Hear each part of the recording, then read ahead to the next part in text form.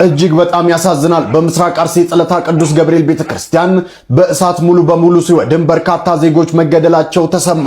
ይህንን መረጃ እሺ፣ አሁን ከዚህ በላይ ምን ነው የምንጠብቀው? ኦርቶዶክሳውያን ህፃናቶችን ሰብስበው ካንገታቸው ላይ መስቀል ቆራርጦ እየጣሉ እሺ፣ ከዚህ አርሲ የተደረገው ድርጊት ትክክል አይደለም። በጣም ያሳዝናል። በጣም አዝኛለሁ። ሁላችሁም እንደተጎዳችሁ እርግጠኛ ነኝ። ለሁላችንም መጽናናት ይስጠን፣ ብርታቱን ይስጠን። እኔ ዱባይ ስለሆንኩ ሰበር መረጃ ተሰምቷል። ከኤርትራ ድንበር 6 ኪሎ ሜትር ርቀት በምትገኘው የገምሃሎ ወይንም ደግሞ ሽራሮ አካባቢ ከሌሊቱ ሰላም እንዴት ናችሁ የተወደዳችሁ ተመልካቾች? ዛሬ ለእናንተ ይሆናሉ ብዬ ያሰብኳቸውን አዳዲስ መረጃዎች ይዤላችሁ መጥቻለሁ። እስከ ፕሮግራሜ ፍጻሜ ድረስ አብራችሁን እንድትቆዩ ከወዲሁ ጋብዛለሁ። አሁን ላይ እንግዲህ ብዙ ቦታዎች ላይ መነጋገሪያ የሆነው በአርሲ ኦርቶዶክሳውያን ወገኖቻችን ላይ እየደረሰ ያለው ጥቃት ነው። እሱን ደግሞ ተከታትለን እንመለስ። እንዴት ነው ቤተክርስቲያን ሲቃጠል ምንም የማይመስለን? ተማ አንተ የደነዘዝክ የኔ ትውልድ እኩዮቼ ምናምን ማለት ነው። ይሄ ትውልድ ስሙ እኔና እናንተ ስንጨፍር አደርንም፣ ስንዘሙት አደርንም፣ ተኝተን አደርንም። እቺ ቤተክርስቲያን ስላለሽ እቺ ቤተክርስቲያን ስለኛ ስለምትለምንልን 101 ዓመት የቆየ ቤተክርስቲያን አርሲ ላይ ተቃጠለ። መድኃኔዓለም ቤተክርስቲያን ዝርፊያ ተፈጽሞበት ምዕመኑ ጽላቱን ይዞ ሻሸ። ምዕመናን አርሲ ላይ እየተገደሉ ነው ሲባል ምን ያህል ደደብን ነው እንደዚህ ይሄን ነገር እየሰማን ምንም የማይመስለን ዝም ብለን የምናሳልፍ እግዚአብሔርን እንዴት ነው ቆይ ጭንቅላታችን ይሄንን ነገር የፈቀደው? ቆይ እንዴት ነው ግድማ ይሰጣችሁ? እሺ የሰው ሞትን ለመረ ሀገራችን ሰላም አይደለችም። ሰው እንደ ቅጠል እየረገፈ ነው። ቤተክርስቲያን ሲቃጠል ምንድነው ተስፋችን? እኔና እናንተስ እግዚአብሔርን ለምን ሺ ጊዜ ወመን ያንሆንም? ለምን ሺ ጊዜ ቦዘን ያንሆንም? ለምን ሺ ጊዜ ሃይማኖታችንን የማናውቅ አንሆንም? እንዴት ነው ቤተክርስቲያን ሲቃጠል ምንም የማይመስለን? ይሄንን ነገር እየነገርኩ ስክሮል ምናምን እስከማድረግ ጭንቅላትክ ድንዝዝ ያለው ምንድነው? እኔ አካውንቴ እንዲያድግልኝ ምናምን አይደለም። አንፎሎ አድርጉ ስትፈልጉ።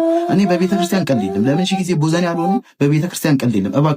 እባካችሁ ኦርቶዶክሳውያን አርሲ ላይ እየተሰቃዩ ነው። ቤተክርስቲያን አርሲ ላይ እየተበደለች ይሄን እጅግ አሳዛኝና ልብ የሚሰብር መረጃ ተሰምቷል። በርካታ ኦርቶዶክሳውያን መገደላቸው ተገልጿል። በምስራቅ አርሲ ሀገረ ስብከት ከ10 በላይ ኦርቶዶክሳውያን ሲገደሉ የ101 ዓመት ዕድሜ ያለው የቅዱስ ገብርኤል ቤተክርስቲያን ሙሉ በሙሉ በእሳት መውደሙ ተሰምቷል።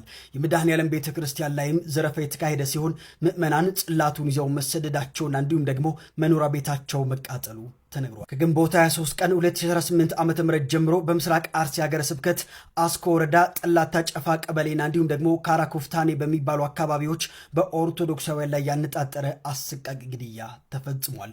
በአስኮ ወረዳ ጠላታ ጨፋ ቀበሌ ብቻ በታጣቂ ኃይሎች በተፈጸመ ሰብአዊነት በጎደለው ጥቃት ከ10 በላይ ንጹሐን ኦርቶዶክሳውያን ተገለዋል። በአካባቢው የ101 ዓመታትን ዕድሜ ያስቆጠረው የጠላታ ጨፋ ቅዱስ ገብርኤል ቤተክርስቲያን ሙሉ በሙሉ በእሳት መውደሙ ማህበረ ቅዱሳን ቴሌቪዥን አስታውቋል። እጅግ በጣም ያሳዝናል። በምስራቅ አርሲ ጸለታ ቅዱስ ገብርኤል ቤተክርስቲያን በእሳት ሙሉ በሙሉ ሲወድም በርካታ ዜጎች መገደላቸው ተሰማ። ይህንን መረጃ ሁላችሁም ኮፒ ሊንክ እያደረጋችሁ ለብዙ ሰው ሼር አድርጉት። በአሰኮ ወረዳ ጸለታ ጨፋ ቀበሌ ብቻ በታጣቂ ኃይሎች በተፈጸመ ሰብአዊነት በጎደለው ጥቃት ከ10 በላይ ንጹሃን ኦርቶዶክሳውያን ተገድለዋል ሲል ማህበረ ቅዱሳን ብሮድካስት ሰርቪስ ዘግቧል። በዚህ ጥቃት በአካባቢው 101 ዓመታት ያስቆጠረው የጸለታ ጨፋ ቅዱስ ገብርኤል ቤተክርስቲያን ሙሉ በሙሉ መውደሙ ተገልጿል። በተመሳሳይ ጥቃት በካራ ኮፍቴና መድኃኔዓለም ቤተክርስቲያን ላይ ጥቃት የተሰነዘረ ሲሆን የቤተክርስቲያኑ ንብረት የሆኑ ቤቶች በመቃጠላቸው ምዕመናን የመድኃኔዓለምን ቅዱስ ጽላት ይዘው በእግራቸው ወደ ሌላ አካባቢ መሸሻቸው ታውቋል። በተመሳሳይ ዜና በዚሁ በምስራቅ አርሲ በሽርካ ወረዳ 2 ንጹሃን ኦርቶዶክሳውያን መገደላቸውም ተዘግቧል። እሺ፣ አሁን ከዚህ በላይ ምን ነው የምንጠብቀው? ኦርቶዶክሳውያን ህፃናቶችን ሰብስበው ካንገታቸው ላይ መስቀል ቆራርጦ እየጣሉ እሺ፣ ከዚህ በላይ ምን እንጠብቅሽ? እስከመቼ ቁጭ እንበል?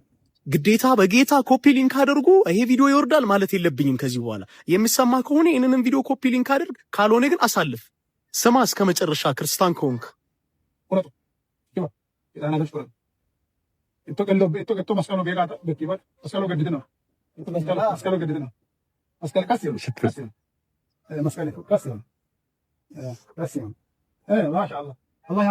ዝምታችን እስከ መቼ ይሁን? አይናችን እያየው ግዴላችሁም ይሄን ቪዲዮ እንዳያስወርዱት የቻላችሁትን ኮፒ ሊንክ አድርጉ። በገብርኤል በጌታ ማለት የለብኝም።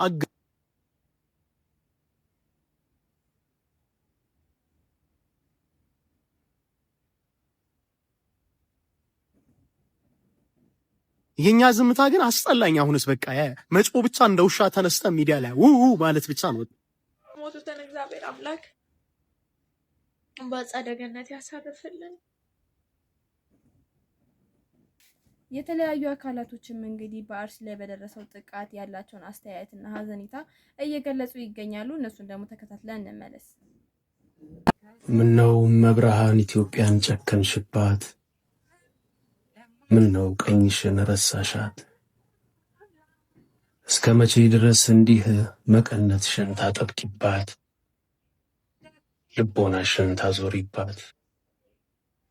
ፈተናዋን ጣሯን ሰቀቀኗን ይበቃል ሳትያት አላንቺ እኮ ማንም የለም። ዛሬ የተገኘነው በአርሲ ላይ የተገደሉ ኦርቶዶክሳውያን ድምጽ ለመሆን ነው።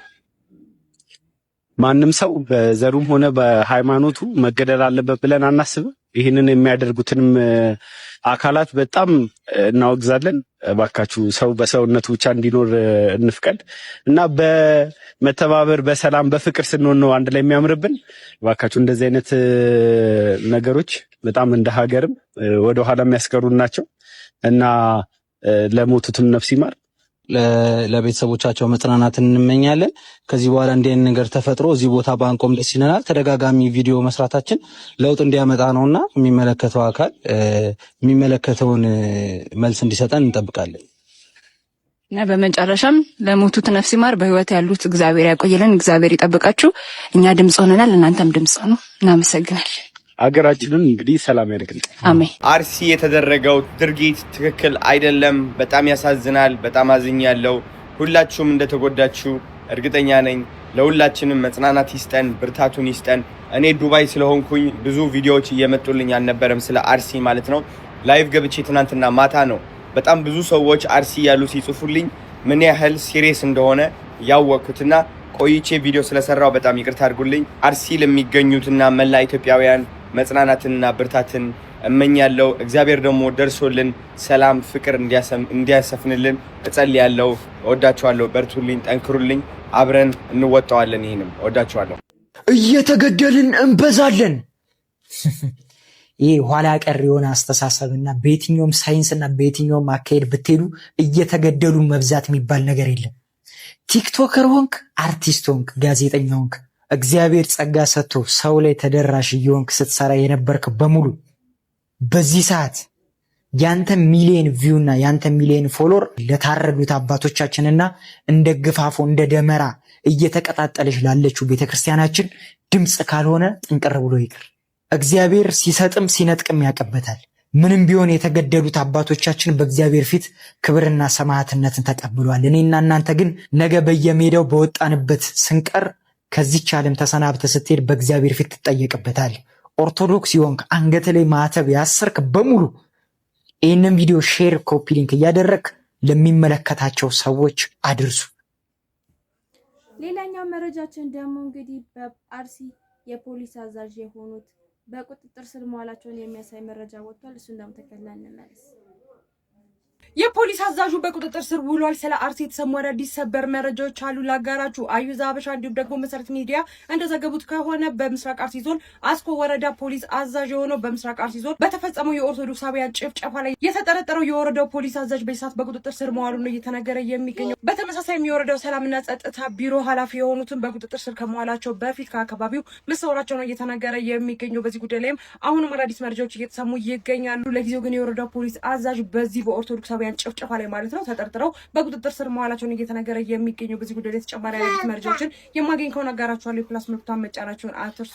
መልካም ቀን ይሁንላችሁ። በአርሲ ሌሊቱን በተሰማ መረጃ የፖሊስ አዛዡ በቁጥጥር ስር መዋሉ ተሰምቷል። በርካታ የኦርቶዶክስ እምነት ተከታዮች በተገደሉበት በአሰኮ ወረዳም የወረዳው ፖሊስ አዛዥ የነበሩት አቶ አባቡ አብደላም በቁጥጥር ስር መዋላቸውን ኤልያስ መሰረት የዘገበ ሲሆንም አዩዝ አበሻም ታዲያ ዝርዝር መረጃውን አጋርቷል። በዚህም ታዲያ ከወረዳው ፖሊስ አዛዥ በተጨማሪም የአሰኮ ወረዳ የሰላምና ጸጥታ ኃላፊው አሁን ላይ በቁጥጥር ስር ሊውሉ ሲሉ ከአካባቢው መሰወራቸው ተገልጿል። በምስራቅ አርሲ ባለፉት ጊዜያት በርካታ ግድያዎች መፈጸማቸው ይታወቃል። አሁን ላይ በአንጻራዊ አካባቢው መረጋጋቱንም ተሰምቷል።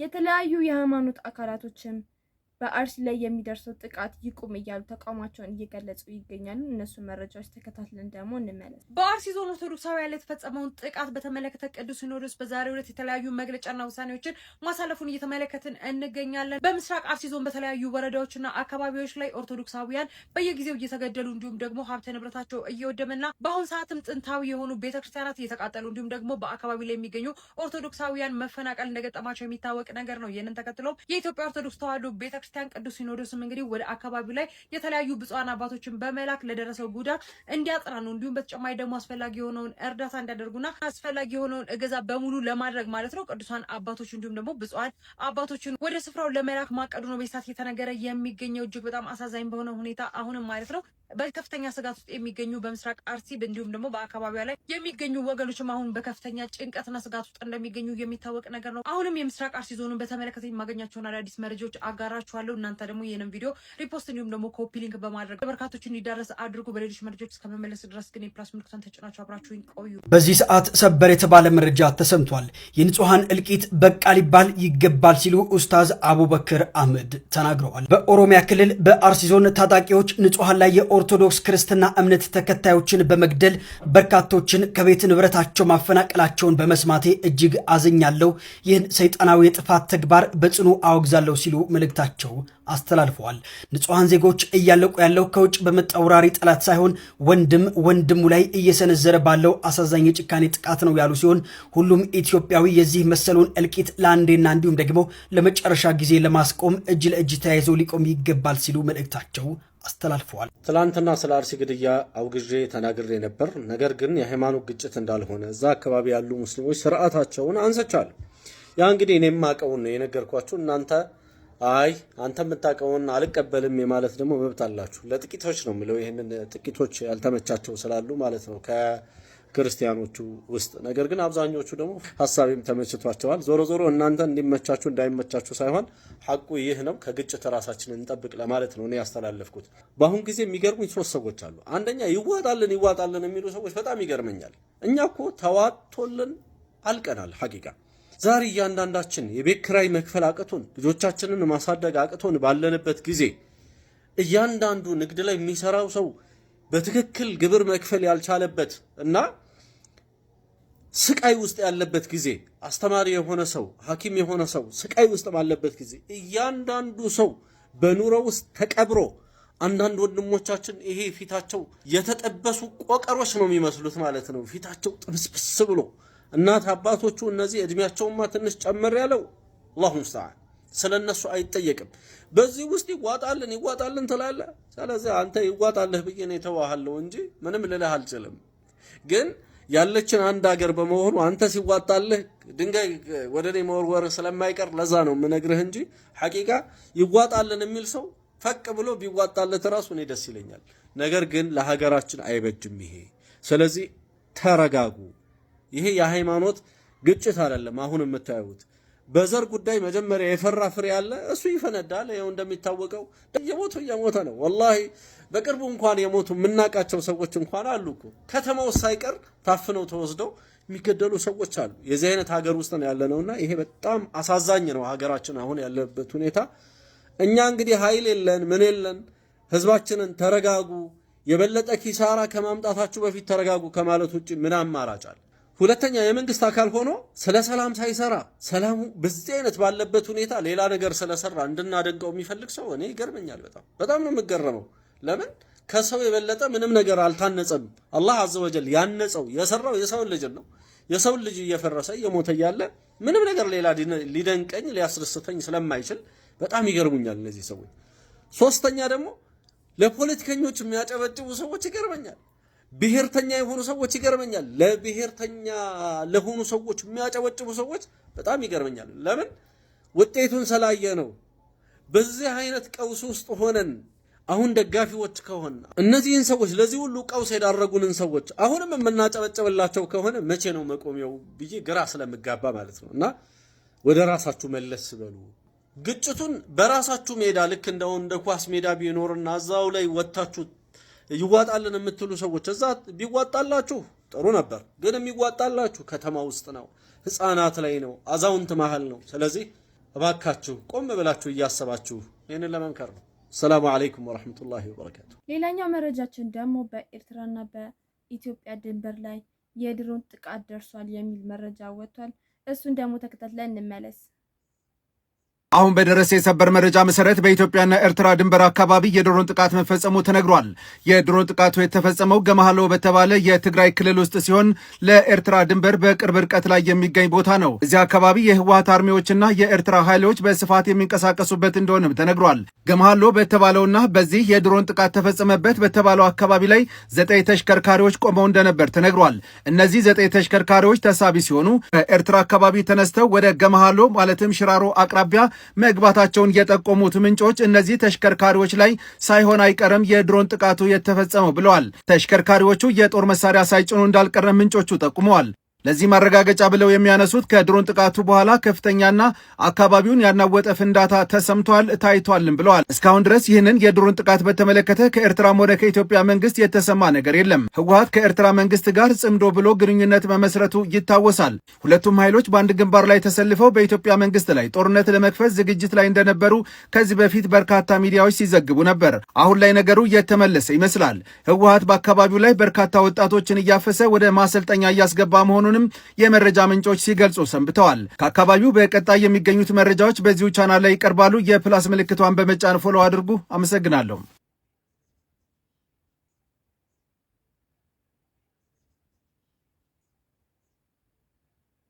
በድሮኑ ጥቃት ከ30 በላይ ታጣቂዎች የተመቱ ሲሆን 26ቱ በጅምላ ተቀብረዋል ተብሏል። በትግራይ የድሮን ጥቃት ከ30 በላይ የህወሓት ታጣቂዎች መጎዳታቸው ተሰምቷል። ጥቃቱ ትናንትና ግንቦት 28 ቀን 2018 ዓ.ም ሌሊት መፈጸሙ የተጠቆመ ሲሆን በሰሜን ምዕራብ ትግራይ ገምሃሎ አካባቢ መሳሪያና ሎጂስቲክ ጭኖ ወደ ባድመ ይጓዝ በነበረ የህወሓት ወታደራዊ ኮንቮይ ላይ ያነጣጠረ እንደነበረም ተነግሯል።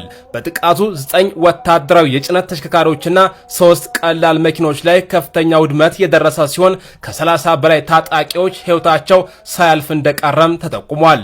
ስለ ጉዳዩም ትላላችሁ ተጨማሪ መረጃ ፎሎ ማድረጋችሁ እንዳዘነጉ። ሰበር መረጃ ተሰምቷል። ከኤርትራ ድንበር 6 ኪሎ ሜትር ርቀት በምትገኘው የገምሃሎ ወይንም ደግሞ ሽራሮ አካባቢ ከሌሊቱ 6 ሰዓት ከ30 ጀምሮ የድሮን ጥቃት መፈጸሙ ተሰምቷል። የድሮን ጥቃት ከተፈጸመ በኋላ ለረጅም ጊዜ ፍንዳታና ቃጠሎ ተፈጥሮ እንደነበርም በአካባቢው የነበሩ ሰዎች ተናግረዋል። የገምሃሎ አካባቢ የህወሓት ጦር 13 በስፋት የሚንቀሳቀስበት ቀጠናም ሲሆን ጥቃቱ የተፈጸመው ግን በጦር መሳሪያ መጋዘን ላይ ሳይሆን እንዳልቀረ የአካባቢው ነዋሪዎች እየተናገሩ ይገኛሉ። ሌላኛው ደግሞ በኮሜዲያን ስራው የምናውቀው አሌክስ በጠና መታመሙን የሚያሳይ መረጃ ወጥቷል። እሱን ደግሞ ተከታትለን እንመለስ። ሁላችሁም በኮሜዲ ስራው የምታውቁት ጨዋታ አዋቂው ኮሜዲያን አሌክስም በጠና ታሞ ሆስፒታል እንደሚገኝ በዚህ ሰዓት የወጡ መረጃዎች እያሳዩ ይገኛሉ። ዋሻው እንደሚለውን የአባይ ቴሌቪዥን ፕሮግራም ካስጀመሩት መካከል አንደኛው የሆነውና ከሰሞኑ እንደዚሁም በነጻነት ወርቅነህን ተክቶ የቤተሰብ ጨዋታን ለማጫወትም እንደዚሁ የሙከራ ስርጭት አድርጎ የነበረው በተለያዩ ፕሮግራሞች በተለያዩ የኮሜዲያ ስራዎችም የምናውቀው ኮሜዲያን አሌክስን ፈጣሪ ጨርሶ እንዲምረው ሁላችሁም ጸልዩለት። አሁን ላይ ታሞ ሆስፒታል እንደሚገኝ ተሰምቷል። እጅግ በጣም ያሳዝናል። ሁላችሁም ፈጣሪ ማር በሉት። አካውንት የሻዶ ባኖስ ስላለ ሁላችሁም አምስት ጊዜ ኮፒ ሊንክ አድርጉት። በስታንዳፕ የኮሜዲ ስራዎቹና ዋሻው እንደ በተሰኘው ፕሮግራም ተወዳጅነትን ያተረፈው ኮሜዲያን አሌክስ በጠና ታሞ ሆስፒታል መግባቱ ተነግሯል። ታዲያ ይሄ ጨዋታ አዋቂና የሳቅ ምንጫችን የሆነው እጅግ ሰው አክባሪው ኮሜዲያን አሌክስ በጠና ታሞ ራስ ደስታ ሆስፒታል እንደሚገኝ ተነግሯል። እናም ሁላችሁም ኮሜንት ላይ ፈጣሪ ማር እያላችሁ በየሃይማኖታችሁ ጸሎት አድርጉለት። ሌላኛው አሁን ላይ መነጋገሪያ የሆነው ሀሳብ እንግዲህ ኤለን መስክ በፔጁ ላይ በለቀቀው ኢትዮጵያ ማንም ያልተገዛች ሀገር ናት ግን ደሃ ናት የሚል ጽሁፍ እንግዲህ በፔጁ ላይ ለቋል። በዚህም እንግዲህ ሰዎች እየተነጋገሩበት ይገኛሉ። እናንተስ እንግዲህ ምን ታስባላችሁ? ኮሜንት ላይ አሳውቁኝ። እጅግ ያሳዝናል። ኢትዮጵያ ደሃ ሀገር ነች ሲልም ኤለን መስክ ተናግሯል። ኤለን መስክ ስለ ኢትዮጵያ ያጋራው ነገር በዚህ ሰዓት ማለት ነው በጣም መነጋገሪያ ሆኗል። አንድ ፖስት ላይ ሼር ያደረገው ኤለን መስክም ኢትዮጵያ ደሃ ሀገር ነች፣ ኮሎናይዜሽን ሀገራትን ደሃ የሚያደርግ ቢሆን ኖሮ ኢትዮጵያ ሀብታም መሆን ነበረባት፣ ነገር ግን በጣም ደሃ ሀገር ነች። እንደዚሁም ደግሞ ቪየትናምም በፈረንሳይ ተገዝታለች፣ ነገር ግን አሁን ላይ ሀብታም ሀገር ነች። ስለዚህ ኮሎናይዜሽን ሀገራትን ደሃም ሆነ ሀብታም አያደርግም። እንደዚህ አይነት ነንሴንስ ነገር መቆም አለበት የሚለው ፖስቱ ያጋራው ኤለን መስክም በኢትዮጵያ ጉዳይ ላይ መነጋገሪያም ሆኗል። እናንተ በዚህ ላይ ምን ሐሳብ አላችሁ? Guys, this post has been going super viral with over 2.5 million views, and even Elon Musk was co-signing it. It says Ethiopia was never colonized. For much of its history, it was one of the poorest countries on the continent. Meanwhile, Vietnam was colonized by the French, devastated by decades of war, and now is on its way to serious economic prosperity. If colonialism were the answer to why Africa is poor, Ethiopia should be rich and Vietnam should be broke. Neither is true. Can we please retire this excuse? And Elon Musk, he replied saying yes. When I read this post, it made it seem like Ethiopia is not capable compared to other countries outside of Africa. And it almost made it seem like colonialism was the better option. And other people, they were so pissed when they saw that post. They said, just letting you know that the owner of this platform, Elon Musk, a U.S. military contractor who incidentally has business and political interests in Africa, primarily South Africa, has started to personally amplify this traitor. What do you guys think about this? Do you guys think that this post is rage bait? Because personally, I look at Ethiopia's history and I see it as very rich, especially when Eritrea and Ethiopia were one in Aksum. So for her to say that for much of its history Ethiopia is poor, I do not agree with that. And even if you look at a modern context, Ethiopia raised money for the Grand Ethiopian Renaissance Dam, which was not financed by a bank or IMF. So for a country to raise billions of dollars, it will take a lot of contribution from all the tribes in the country, and it's just showing that Ethiopia can get things done. ለዛሬ የነበሩ መረጃዎች እነዚህን ይመስሉ ነበር። በቀጣይ በሌላ መረጃ እስከምንገናኝ ላይክ እና ሰብስክራይብ እያደረጋችሁ ተቀላቀሉ። መልካም ጊዜ